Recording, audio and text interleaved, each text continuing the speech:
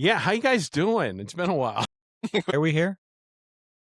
I call this order of the original trio, the self-publishing podcast, and what was that other shit? The Story Studio? Yeah, that's when we started to go downhill. Yeah, you And- have to and- say the Story Studio podcast. Which self-publishing podcast? The self-publishing podcast. The OG. Yes, the original. And yeah, and now we're back for this, what is being called the Smarter Artist podcast. It's the Smarter Artist Show. It's the Smarter Artist Show. Okay, maybe Is I'll it write too that right early to someday. draw attention to the little windscreen on the front of Dave's microphone? It looks like it might have been chewed. It Like, it's- was an accident. That's all I'll say to that. It Dave, was- our last episode, I think, was like 6 years ago. Have you cut your hair in between now and then? Yes, I have actually. Yeah, you didn't even notice. Like one time, I was actually just so annoyed, I cut it myself and like cut it like right to here. I cut off like that much. I did not notice. Once it gets past like a certain threshold, it's just long hair. I don't notice that it's like longer than long. Yeah, it was quite long, and we should talk about my hair for the first show. The I entire think show. can that be my something cool? Dave's hair or Dave's big gray beard? Fuck off! It's gonna be jet black next time I'm on. Is this really our intro? We've been on 6 years, and this is what we're doing. Yes, this how is we're our starting the intro. show. I'm not editing a single bit of this. Okay, Well, there's actually, the I'm value gonna- proposition. I'm gonna Welcome back, correct everybody. Here, so Dave is officially the host of this new shit show, and in fact, for those of you on YouTube, that's actually what his name says. It says David Wright, the host of this shit show. I And- wasn't and sure Johnny's shit the new show is Dave. one word or two, so I'll just leave it as one. I We think should shit probably show is call one him word. editor though. I think shit show is one word. Okay.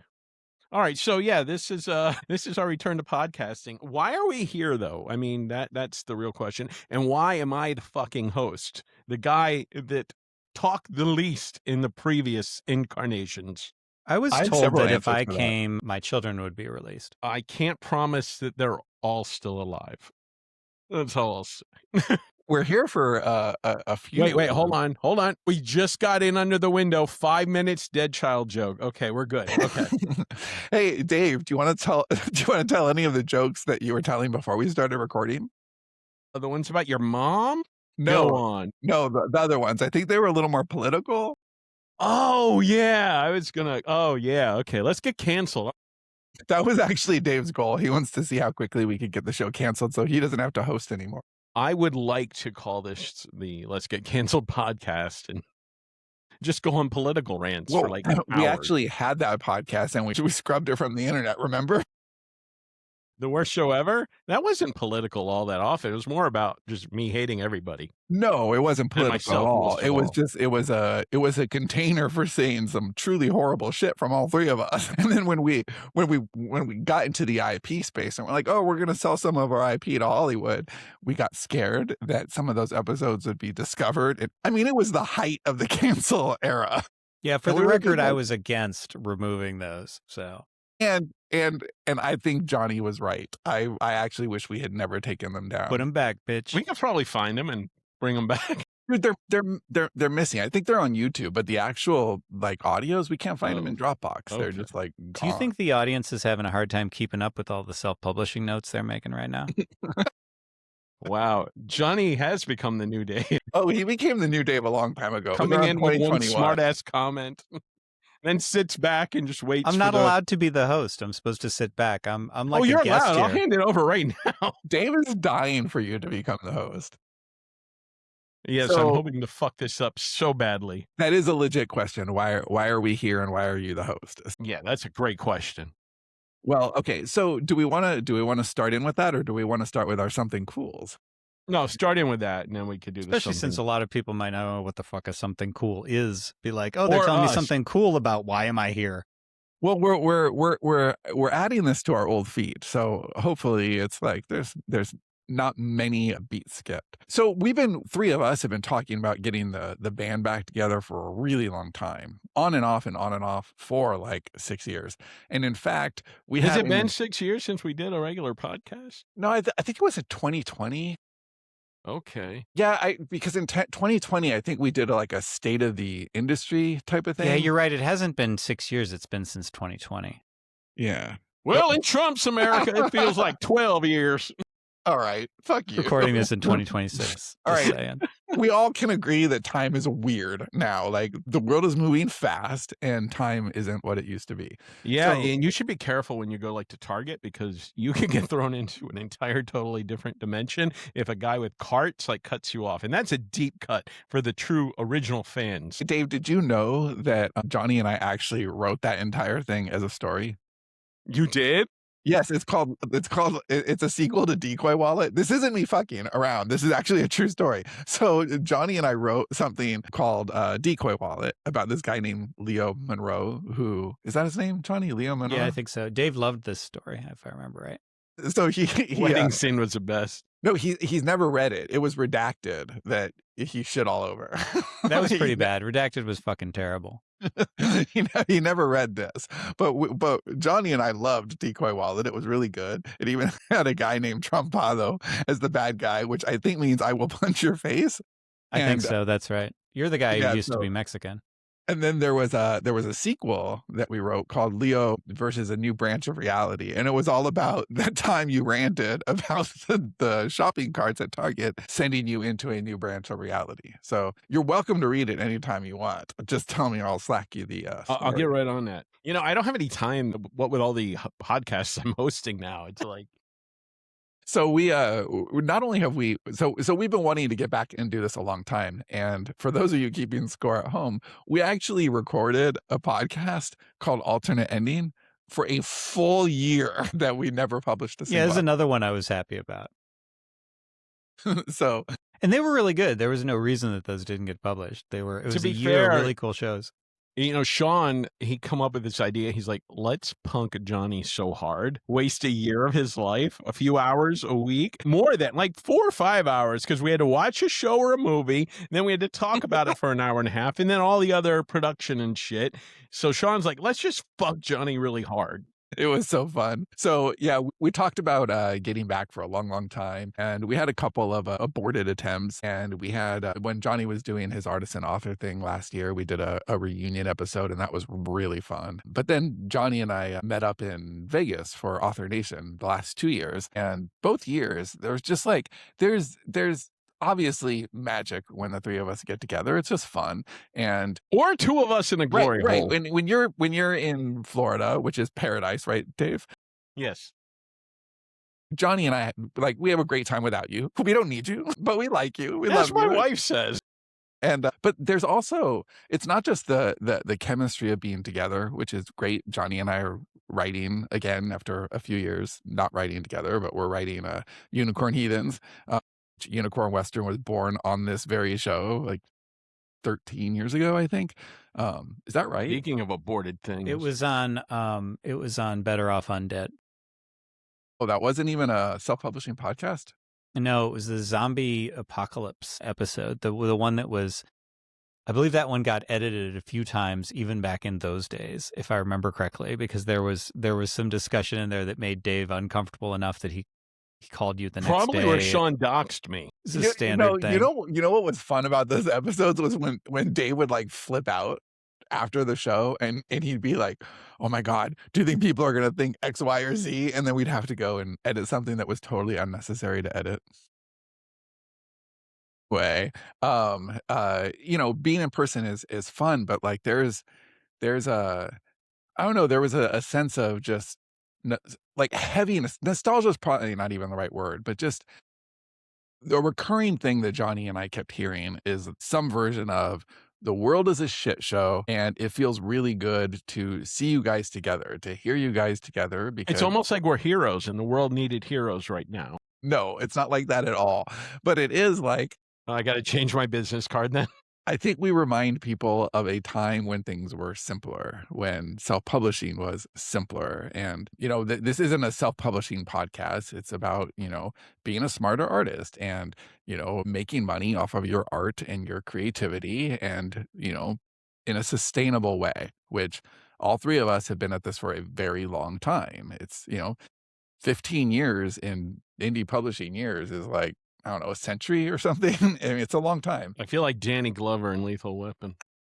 You're too old for this shit? Yes. Well, it's, I've gotta say, like, after a lot of time talking about it and then deciding, like, 2026 is the year, we're doing it, it's only week 2 of the year, and, like, I'm so happy, I'm so excited. I've been, like, this thought I just I'm ready for this. This is really, really fun. So, we're here because we missed it, we missed talking to each other, we missed talking to you guys, listening, and, it's a great way to connect with each other, to stay connected with each other, and to connect with an audience. And I think that being in person in Vegas, I really got reminded of that. In 2024 was my first time. Johnny had gone the year before me, and then I went last year, or well, I went last year, but the year before, and we had talked about starting the podcast again, but life is busy, business is busy. Not starting the podcast again, starting a podcast.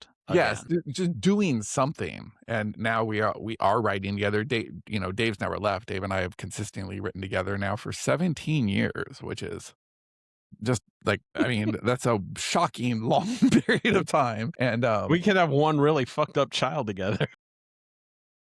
our lives are all intersecting, and it feels good. Like, there's some things you wanna just do for fun, and, like, this isn't just for fun. I mean, there's a lot of reasons for us to do this, but I think fun for all 3 of us is a primary driver, and it is fun to see Johnny become such a curmudgeon.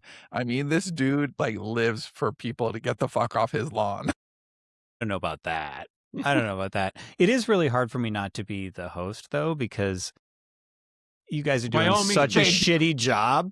Like, I'm like, who are we? Why are we here? I mean, I know it's the old feed, but like, Yeah, Dave, do a better job. That's what Johnny does. No, I'm eventually steering this right into the fucking. like, what is Johnny's the, gonna no, take that's over, okay. man. I'll just sit back. Sean and Dave said, "Hey, Johnny, do you want to join the little podcast we're doing?" I'm like, "Yeah, sure, let's do that." I'll sit back. I won't say who we're doing, what we're doing. Well, we had the self-publishing podcast. This is not that, right? Like, this is an attempt to, like you said, to rekindle some of the fun stuff. So just And be heroes that the world needs. and be heroes that the world needs. I mean, we had that podcast for, I don't know, a handful of good years, right? Like, then it trailed off. And it was great, but it was the kind of thing you can't recapture. You can't be like, boy, I wish it was the early days of self-publishing again, because we did kind of try to continue the show, and it didn't have the same energy because the world was not the same. We were not the same. We were no longer, like, we got by on blokish humor and the fact that we were stumbling through it, and people said that they felt like that we were like, they were sitting next to us at a bar and overhearing the conversation. Well, that didn't fly once the market matured and people had actual things to say, and they were organized and they had scripts, and we do this. So, Well, we also we got gun shy because the more we talked about our business, the more we were hurting our business. Where in the early days, it didn't hurt us. Like, we could be very transparent, which is, I think, our natural state. All 3 of us just wanna, well, Dave's as No, secretive as I'm they come. opaque as Actually, I hell. take that back, right? Dave doesn't wanna tell anybody anything ever. You don't even know my real name after all these years. That is true. So, well, actually, Johnny's the one here with the actual fake name, right? So, look, all of us like the idea in the early days of just talking about what was and wasn't working in the business. And that was really, really fun. And then when we saw how damaging that was algorithmically, we had to stop. That's when we got into the pen name business. And then it became less fun, and it became more of an obligation. the whole self-publishing world became less fun, I think. I mean, I talked about this a lot during the run-up to so I did a Kickstarter and a book last year in 2025 called The Artisan Author. And it was basically like, we've gotten so tactical that people who consider themselves artists and want to just do this a simple commerce, I have something of value, would you like to buy it for fair value, like that sort of, and like, hey, you're a person and I'm a person, and it's not about algorithms. So that was the attempt to do that. But in the run up to that had a lot of old self-publishing podcast energy. And so we did the reunion episode, which I don't know if you posted that on the SPP feed or not. So that might be the one right before this. But then it was like, I don't think we didn't. Okay. Because I know we were talking about it, but maybe we didn't.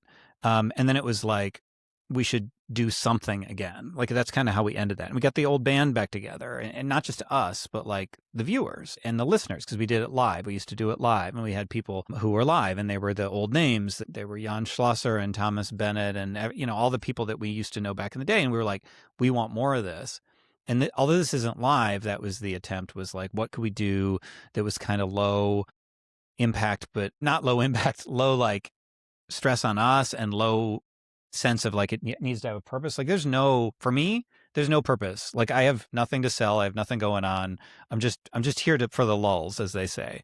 So that's kind of, I think, the idea, right? Is to just powwow and provide some of that barstool conversation again, and that sort of thing. Is that Well, yeah, basically it? I like talking about what we're doing, and I feel like the industry matured into a place where it just became pay to play, and we couldn't get by on the same things as we used to. So we used to, I mean, Johnny and I both come from the copywriting world, and there was a time when you could just come up with a clever title like Fat Vampire or Unicorn Western, and you had your list, and your list and the title was enough as long as the story was good enough. And then that kind of atrophied. That just wasn't the way you made money in indie publishing anymore. And you had the whole rapid release model, and it just became a very different thing. And it wasn't something that any of the three of us were particularly interested in. And then like we became Sterling and Stone, which is our publishing company.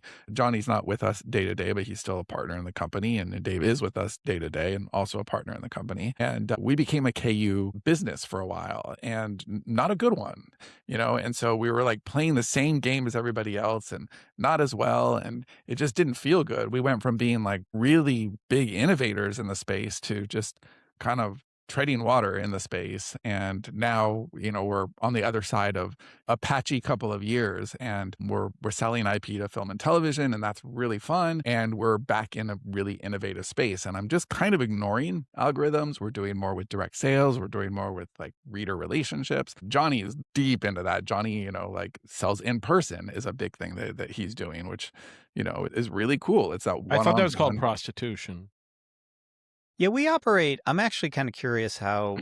I mean, I don't want to go into like deep into the weeds on this sort of thing right now, but I am kind of curious how we work, because like I'm pretty divorced from what you guys are doing. So like I never liked the KU thing, and I'm not involved in selling IP to Hollywood. Like, I am functionally completely and totally separate, but I'm curious like how, because it's one of the reasons I wrote The Artisan Author, but I'm not like the artisan author guy now. Like, I just don't give a shit. I felt like I had something I needed to say, and now I'm done. Is I started getting irritated with the tactical thinking in this environment. And so like, I don't know, I'm just not interested in chasing the self-publishing trends, what's hot right now. It's like, that's why Sean says I'm a curmudgeon, like kind of jokingly, but also kind of true.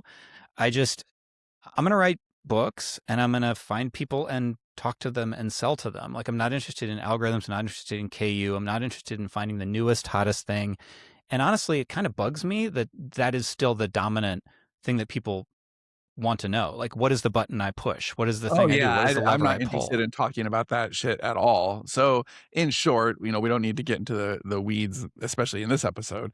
But the whole like our trajectory was, like I don't want to chase the algorithms at all.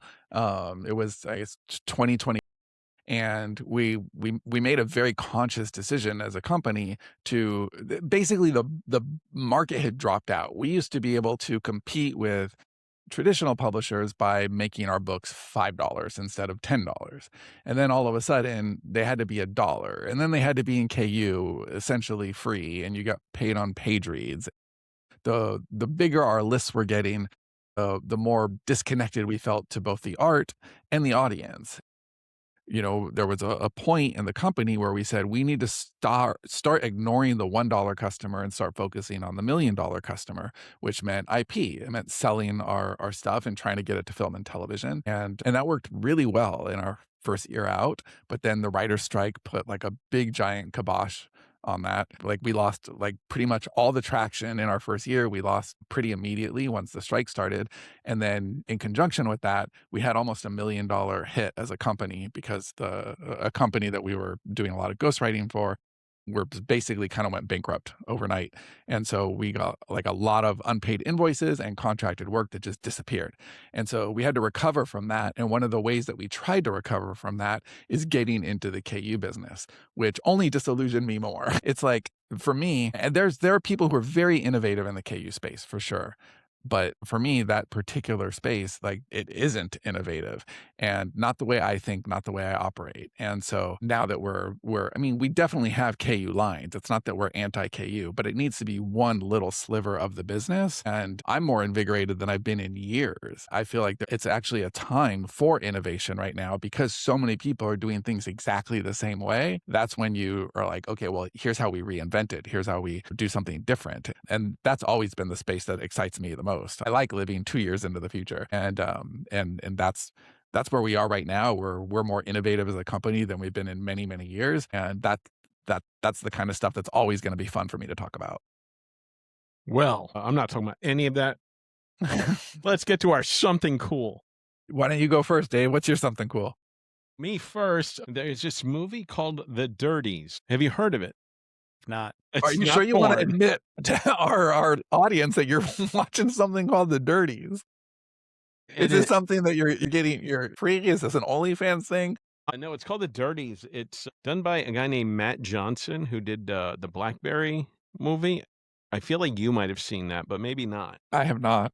Okay. He's a You're Canadian, saying lots of words I've never heard before together.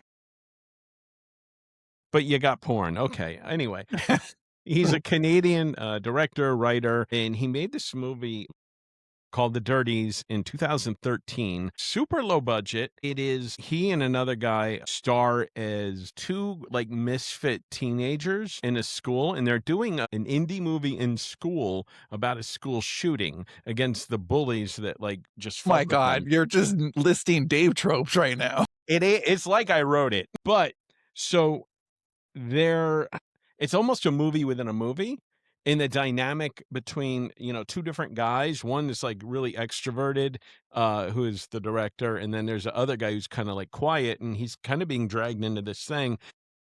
Like Johnny into this podcast. Yes, and slowly, is this over yet? slowly, you realize that what started off as a movie, this guy's actually planning a real school shooting, and it's phenomenal. It is Wow, way. that does sound really great. Did you just give a big spoiler away, or is that happening pretty early on? No. You kind of know going in, and it's one of those you can't even. It was on YouTube without any credits. It used to be on like AMC streaming, so I don't know how well known it is. How did you find this movie, Dave? Trying to Did think. you think it was porn, and you were like, "Oh"? No, my I was God. watching YouTube. I forget the name of the channel, but he talks about like different horror movies that, are obscure and nobody's heard of. And he started talking about this one, and I'm like, oh, don't spoil it. I want to know more. I want to see this because it looked good. And they really nail the characterization. Is it better or worse than I Saw the Devil? Much better. Which means we'd hate it. It's very human. It's very like For those of you actually- at home, Dave made us watch the worst movie ever made. It is soul crushing. Y'all a bunch of pussies. No, it's very human, and you care about what's happening to the characters, and there's like this slow build of dread, like you don't know, is this guy really going to do what you think he's going to do? And I won't spoil it, obviously. It's got a short runtime, like an hour, 20 minutes or so, I don't know. But it looks really good. It's low budget. It was filmed at like an actual school in Canada. And it was just one of those movies that makes you think, like long after it's over.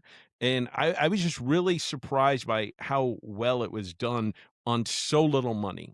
Well, And that does genuinely sound good. yeah. All jokes aside, and this is actually isn't, well, it's a half joke. Do they have school shootings in Canada? Isn't that just like a uniquely American thing? I don't know. Does it take place in Canada, or is it a Canadian movie? I mean, Trying to think if they ever say where it takes place. I don't think they do.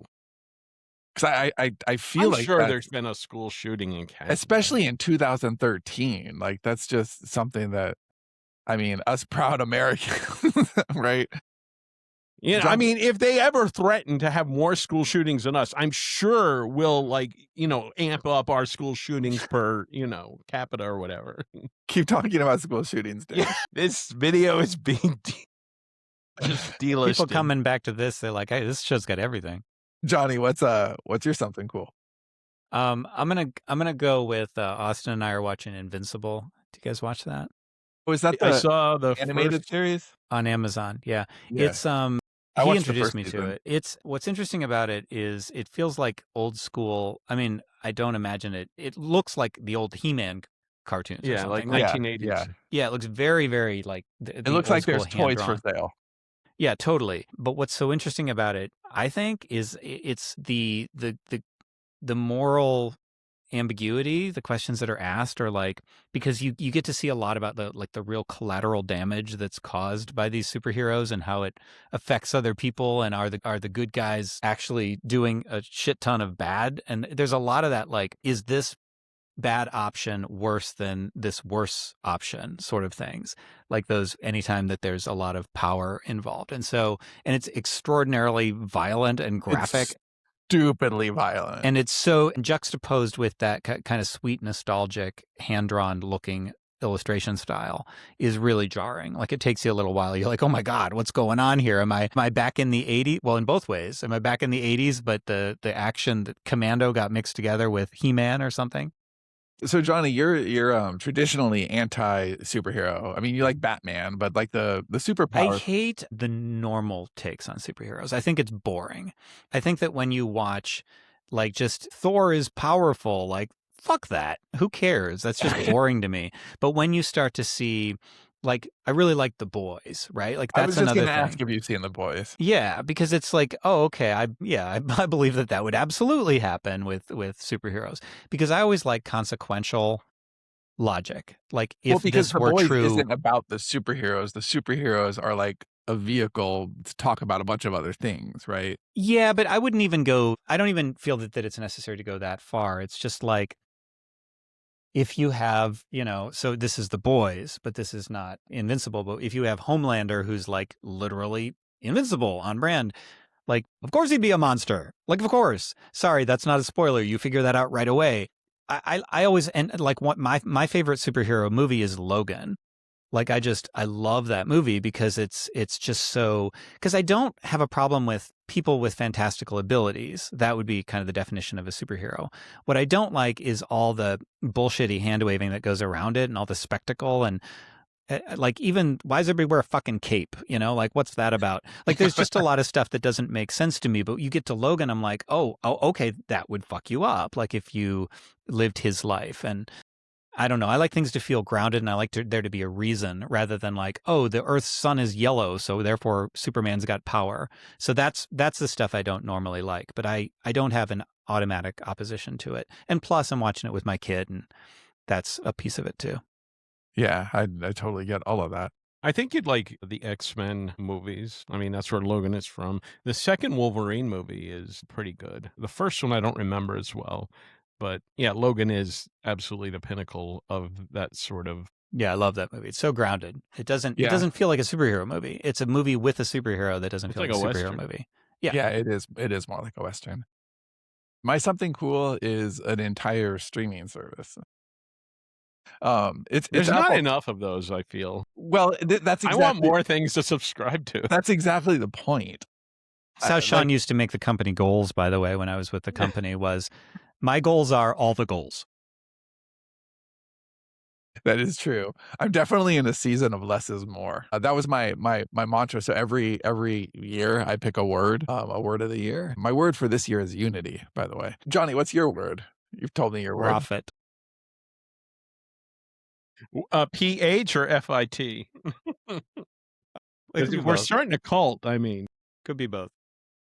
So my word last year was regeneration, but I had a phrase too, and my phrase was less is more if I do more with the less that I have. Because famously, I'm an and not an or person. I've always wanted to do that thing and that thing and that thing and that thing, and that has also traditionally gotten me into trouble, and it's gotten my company into trouble. And so, less is more is definitely something that is helping us as we shape our new era. Yeah. So yeah, there are too many streamers like peak TV peaked and then got peakier. So, yes. And that's why I strongly, strongly recommending to everybody listening Apple TV. And the reason I love Apple TV is because they are just so much more of a curated experience than like the whole streaming landscape is like it's more like a warehouse compared to Apple TV is more like a gallery. And the reason this is my something cool is because I was having lunch with Cindy earlier today, and she was telling me about a movie that's coming out. And I was like, oh yeah, that sounds interesting. Like whatever. I was like, it sounded fine, but I wasn't excited about it at all. And then she said, it's coming out on Apple TV. And I immediately perked up. And I was like, oh, I'll probably enjoy it. And it's because like they have consistently trained me. Like if it had been this exact same log line, exact same pitch, but it had been Netflix, I'd have been like, oh, okay, we'll watch that. Right. But I find that in a time when, I don't know, HBO decided they were going to be more like Netflix. Like we're just going to like put a lot of content out. Apple saw an opportunity to be more like the new HBO. And I think it's really worked for them. And some of the shows, if we had recorded this a week ago, Dave Something Cool would have been Pluribus. He was talking about that in a company meeting. And that's Vince Gilligan's follow up to Breaking Bad and Better Call Saul. And it's really fantastic. I loved the hell out of it. I just finished the finale last week. And I feel like if like they're my holy grail to like get a TV show, if I could pick anywhere, it would be Apple TV because I know that they care. They're really trying to build something bigger. They're trying to build not bigger, but better. They're not going for quantity, they're going for quality. And I just really admire how they've run things. And even like so there's a series that Dave is writing right now. And the reason this series exists is because it's the kind of thing that Apple is buying very specifically. And look, it's a massive long shot that we'll ever actually get this piece of IP onto Apple TV. But that doesn't matter. It's like saying that that's our North Star. It's how we kind of organized all of the ideas around this. And that's what we're kind of writing toward. And I seriously haven't seen Dave this happy writing in years. And when he turned in the draft for the first book in the series, he even said, I normally hate everything I wrote, but I really like this. And so I think that it's a lot of fun to like, Have you heard from the person editing whether it sucks or not? No, because the person who is editing is pretty buried right now. Okay, all right. Because I hadn't heard and I was worried. I was like, oh, it sucks. I knew it. I fucking hate myself. No. So the person who's editing this particular project is also our head of publishing, and our head of publishing right now is going through like we just opened up for applications a couple of weeks ago, actually right before the holidays, and then we had a last chance like last week. And so now there's just like a lot of applications to go through. So that's where she is for the next couple of weeks. But she's really excited to read it. And I'm really excited to read it once, she's done with it. And I think that I just really loved seeing your enthusiasm. And I don't think that we would have shaped that particular project if that had not been, our North Star. And so anyway, I think that there's a lot of content out there screaming for our attention. And it's kind of weird because Apple, like they are a technology company and they kind of got laughed at when they're like, we're going to spend $500 million a year on content. And people are like, you don't know what you're doing. But they've slowly but surely, year by year, really proven themselves. And I think that's admirable to be the underdog. I mean, it's hard to be an underdog when you're $1 trillion company. I also get that. But in the content. But yeah, arena. they were. And I think that they've handled it with a lot of care. And also, for us, indie storytellers out there, they're also like Hugh Howey's, Wool became Silo on Apple. That's cool. He's got like 2 things on there, I think. Hugh Howey does? Yeah. What's the other thing? I forget. Yeah, well, you're kind of jealous. I mean, it's nice that I got a TV show, but I wish it had been on Apple. Come on, Hugh. I like Shrinking on there. I think Shrinking's great. I really enjoy It's coming Shrinking. back. I'm rather excited. It Is has a this very season Scrubs 4? sort of vibe. What? Is it season 4? I can't remember. It's got It's to be 3 or it's 3 4. or 4. I think it's 4. What did you say? It has a kind of a what vibe? Scrubs vibe. Isn't it by the same people? Oh, okay. Well, I was gonna say, did you know that? Because that's a random thing. Like, it is Bill Lawrence, the guy who made I Scrubs. felt that when I watched it, and I probably looked it up after the fact. Did you know that Scrubs is coming back? Yes, and I'm kind of nervous about it, but I hope it Well, comes back as strong as this show right here. well, that bar is really low. I think you could skip over that bar. I don't know. I might hurt myself. Okay, there's that awkward pause. Bye. Is that it? Don't you have a 20-point agenda for us, Mr. Host? Yeah, you're the host, dude. Like, step it up. He's the Johnny and host I are with the gonna start hostess. riding you like a rented mule. You do a better job. Okay, I was going to ask. I did have a few questions here. What did y'all miss about not doing the show together, or at all? Like like we were doing it separately. Well, how often have we seen each other? Like, like I've seen Sean maybe 5 times in the past few years. Like, we don't talk a whole lot. I mean, we have this writing project, but it's just now finding its footing. So we'll talk a little bit more. And Dave, I think I've seen you once in the past like 5 years. So for me, that's a lot of what this I is. see Dave all the time. Well, to be fair, Johnny did see me once, but he told me to get off his lawn, so I was like, okay. Well, I also think that there's a fair chance that I've seen you several times, but I didn't know it because you were incognito. In your window. Yeah. I miss the connection. I miss the chemistry. I miss talking about things that are exciting and important and knowing that, like they're resonating with people. I love that. And again, Author Nation was really instrumental in getting the show back on the air, just because talking to people who used to listen to the show and hearing how it impacted them impacted me right back. Like, I felt nostalgia. I felt pride. I felt like a hunger to connect with you both. Individually. Johnny can't count. We've probably seen each other like 15 times or something, but it's not a lot. But it's not. It used to be constant. It used to be like we were working together, and I was in the Slack group, and I was in meetings, I haven't done any of that for like 5 years or more. So we've had the occasional. Yeah, it's probably more like 15 than 5, but it's not much. Yeah. Basically, if you want to be Sean's friend, you have to work with him. There is sad truth to that. He doesn't make time for anything but his wife. I mean, what kind of fucking loser spends time with their And wife? his kids. And his kid. What a dick. Yeah, but my kids have both fucked off into the real world now. So now you have time for me and Johnny again. I do have time for you and Johnny. This is something like we all three of us consciously decided to make time for this year.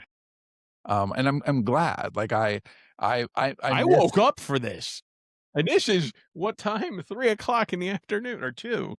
Through the crack of noon, Dave. Yeah. So yeah, I miss the connection in every form of the word. I also feel like there's something about plugging in every week and having the recurring conversations that keep me really tapped into the bigger picture and the bigger vision. And again, I've missed innovation on, Strength Finders. Hey, Becca Syme, like, love Strength Finders. It's great. My first 3 things are ideation, surprise to no one who knows me. And the next one is, futurism, and then communication. And this show is a place where all 3 of those kind of really are able to come together. And I really love that. And I really have missed it. And I've missed you guys. I just miss talking to you guys. Like, this is fun. It's natural. I like things that have impact, but it's like what Johnny was saying earlier.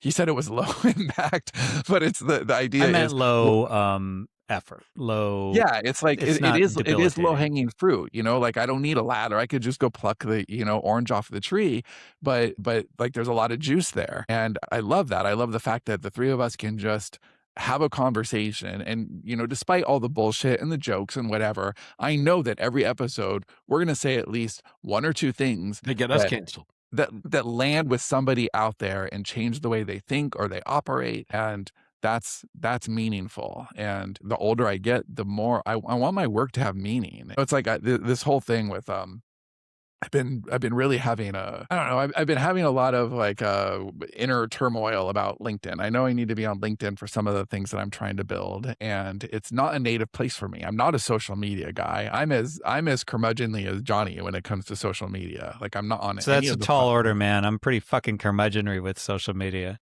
Yeah, it's just it's not my space at all, and I really do it's the responsible thing for me to be on LinkedIn in a very particular context, but, like, for a year, I've struggled with it. I'm just not enjoying my time on LinkedIn because I feel like it's like the dead skin of the internet. It's just this real, like, temporary posts that don't really matter, and I don't like doing content to be seen. I would rather create content to be remembered, and I feel like, it wasn't until, like it was really over the winter break when I was, like, thinking, "Okay, if I'm gonna do this," LinkedIn meaning, "if I'm gonna do this in the new year, it needs to be in a way that serves me." And by serving me, I mean, it needs to serve other people, and I need to know that I'm having an impact, and it has to be fun. And this is something that, like, I don't have to try. I don't have to try just to show up, be myself, connect with you guys, and the natural byproduct of that is that somebody out there is gonna benefit, and that just, like, really fills me with a lot of, like, joy. So how are people gonna benefit? Is it just I heard a lot of people say, like, in the past, that they liked because they were coming up, either at the same time as us or shortly after us. We, inspired them. It kind of felt good to have other people on the battlefield with you, even like in your foxhole, even though we weren't, with them, we kind of were because we were in their ear or on the YouTubes every week. So, like, what is the benefit for viewers, listeners, whatever, other than seeing our beautiful faces once a week? Well, I do think that I mean, we have a lot of stuff planned at Sterling and Stone this year that there's also going to be another podcast, not like I want this one to have some amount of traction first. Like I don't Dave has a colorful history of getting distracted, and I would love to have this show like have him steep into his host role and all of that. And then we're going to do another show that is about the studio and the creators in the studio, but it's more for people who love the stories that we make, where this show is for it's examples. It's hey, here's the things we're doing, here's the results. Johnny will sit, in the corner and be like, I'm not telling you what I'm doing. Fuck you guys. But, New I'm Dave. loading my gun, motherfucker. yeah, but I actually think that once we get going, Johnny will warm up in that way too, because we did have a history of oversharing in a way that hurt us. But I think that because a lot of the bigger plays that we're making are not algorithmically driven, I don't feel that danger, and I love sharing when something is successful. And I think that I can throw out 100 things, and they're going to apply to 100 different people in different ways. And I just want to be authentic and talk about the things that are working and the things that aren't. And I think that those are going to land with different people in different ways at different times. But I'm really looking forward to sharing so that people who are, smarter artists will get smarter faster.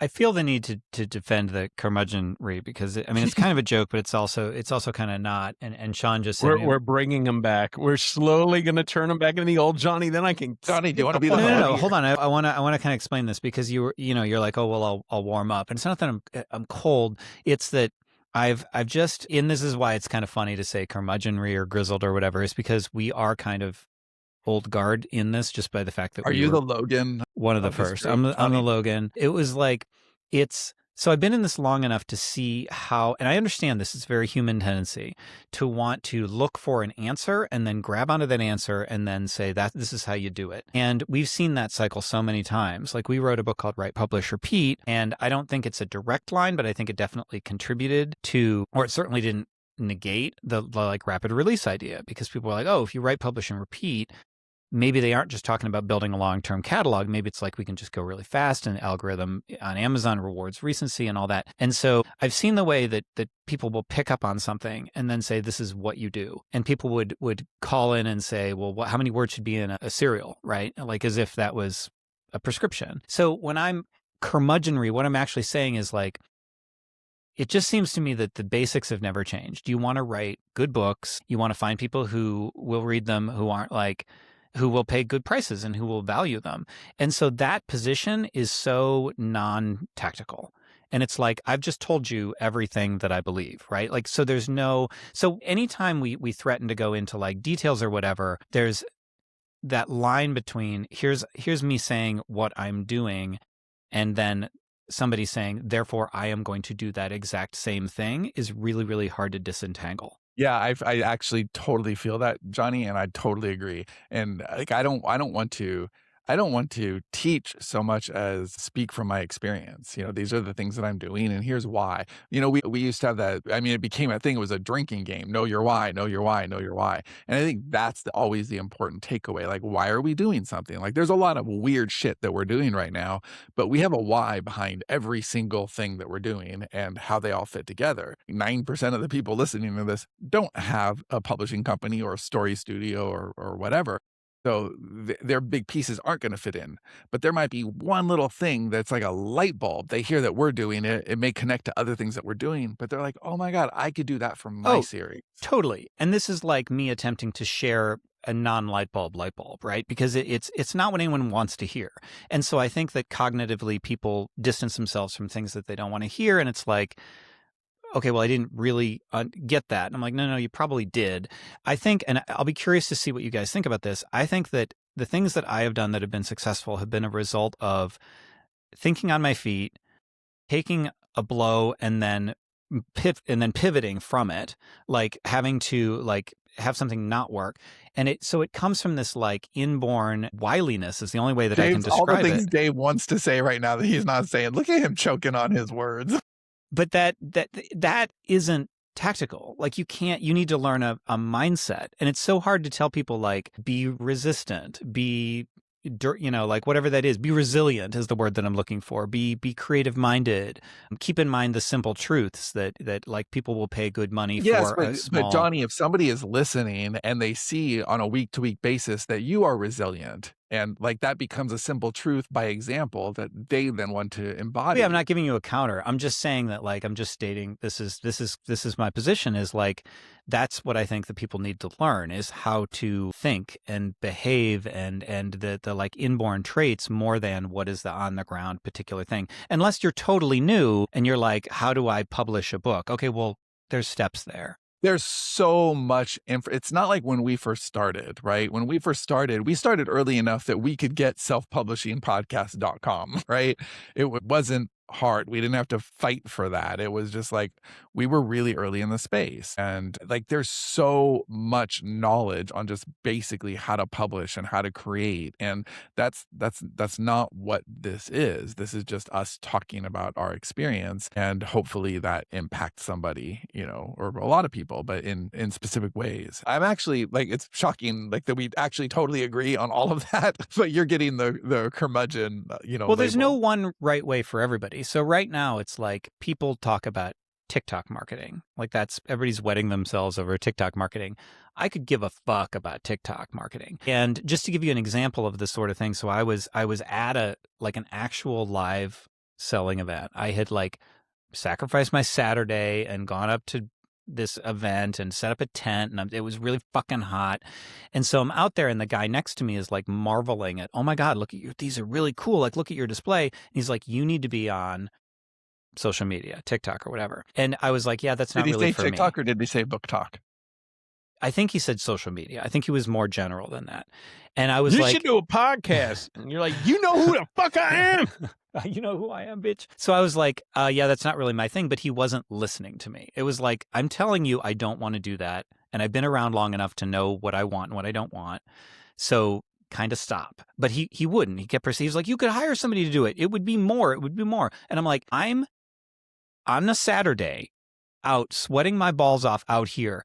Why aren't you telling all those people who are doing the social media to come over and do this? So like you're basically kind of low-key criticizing my business decisions while I'm doing something that nobody else is doing, telling me I should do something else. So like that's the way I look at all of this is some things are going to be right for some other people and you can't be like, you need to do this, you need to do this. Nor is everything additive. Like my decision not to do social media is what makes me able, like as a person who likes what I'm doing, able to do the rest of my career. So like that would be, if I want somebody to get something out of this, like I would love it if people would pick up on that. Oh, I don't have to do all the things. I can choose a few.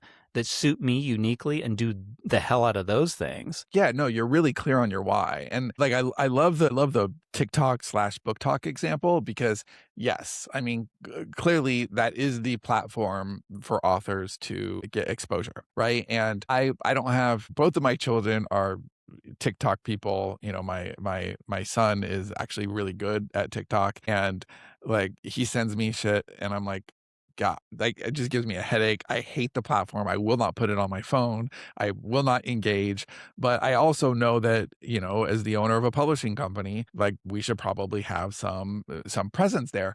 But not enough for us to do it because it feels artificial. Unless you can really do it, it feels artificial. However, a couple of weeks ago, all of a sudden I saw the on-ramp. I'm like, oh, here's a way. Now I wouldn't personally do it, but here's a way. And a Are you gonna person dress up as Lady Gaga and dance again? no, but that was a deep cut. um Google that, everybody. please don't. Well, Sean Platt dancing. damn it. Dave.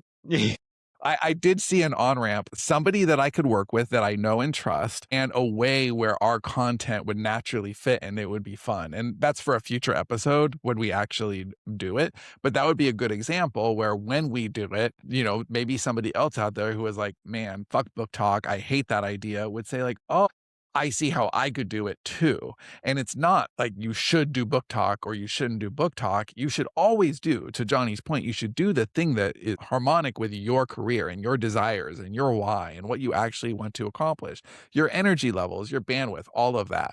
But I think that like I learn and I get inspired by watching other people innovate and watching other people do. And, you know, we've been quiet. We've been quiet for a long time. And I felt like when we left, I really felt like it was time to retreat. Like I didn't feel like being in the public anymore. And now I'm feeling like I'm just excited. I'm excited to be here. I'm excited to share.